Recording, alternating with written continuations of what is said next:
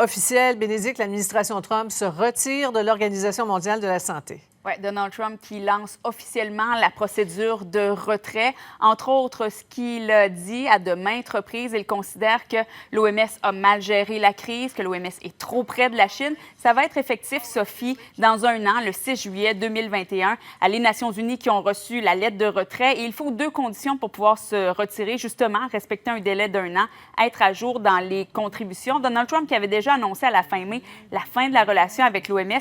Mais là, cette annonce officielle se fait quand même alors qu'il y a flambé des cas aux États-Unis, alors qu'aujourd'hui, l'Organisation mondiale de la santé a dit que la pandémie s'accélère, qu'on n'a pas encore atteint le pic. On parle de 400 000 nouveaux cas ce week-end. Et on dit également qu'il y a des nouvelles preuves que la transmission par l'air peut être présente, ne peut pas être exclue. Alors, les scientifiques américains qui sont déçus, inquiets de l'annonce de ce retrait à ce moment critique. Et au moment aussi où, Sophie, il y a des pays qui sont forcés de se déconfiner. Regardons d'ailleurs ce qui se passe du côté de l'Australie. On parle de plus de 5 millions de personnes qui doivent maintenant rester confinées à Melbourne. On parle de 191 000 nouveaux cas en 24 heures et ça va durer au moins 6 semaines. Et sans ça, ce qu'on dit, c'est qu'on s'expose à des milliers de cas. Et du côté de l'Espagne aussi, il y a reconfinement. On isole une zone de 200 000 personnes autour de Lérida, entre autres, et d'autres pays qui sont forcés de faire marche arrière. C'est inquiétant.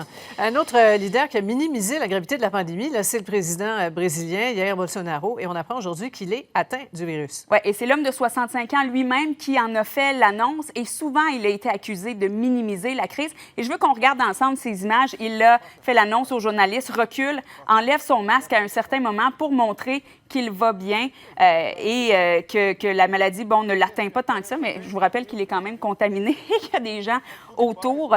Alors, il avait été critiqué parce qu'il avait participé à de nombreux rassemblements publics sans porter de masque. Et encore hier, là, il s'est opposé à une loi pour le port du masque dans les lieux publics. Et vous voyez cette photo, ce week-end encore, on le voit, alors qu'il est à visage découvert, très proche des gens pour la fête nationale des Américains. Pas de distanciation sociale, pas de masque. Ça remonte à ce week-end. Et on se rappelle quand même au Brésil, 65 000 personnes qui sont mortes du coronavirus. Plusieurs personnes, c'est un des pays les plus atteints, là, notamment après les États-Unis. Alors, il a minimisé la crise, mais voilà, il a été testé positif au virus. Comme Boris Johnson d'ailleurs. Merci beaucoup.